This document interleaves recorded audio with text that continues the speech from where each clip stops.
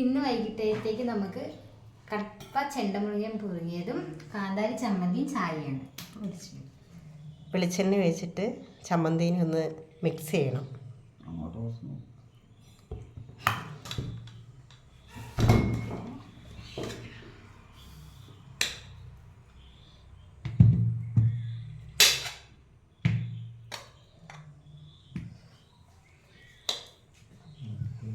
ചമ്മന്തി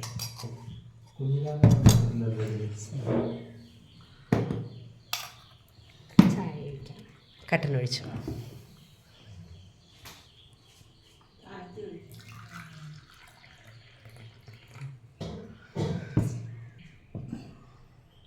കട്ടനും കപ്പയും ചമ്മന്തി. അടിപൊളി അടിപൊളി. കപ്പ കഴിച്ചില്ല, ചമ്മന്തി. Okay okay. നല്ല ചമ്മന്തി വെളിച്ചെണ്ണ വെച്ച്. ഓക്കെ. ചിന്നുകുട്ടി ടേസ്റ്റ് ചെയ്ത് നോക്ക്.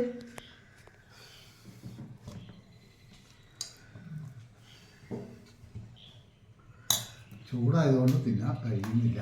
നല്ല ചൂടാണല്ലേ? നല്ല ചൂടാണ്. ഇപ്പം അടുപ്പിൽ നിന്ന് വാങ്ങിയതേ ഉള്ളൂ.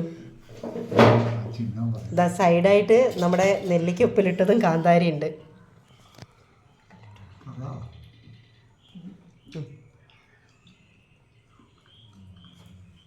സൂപ്പറാണ്.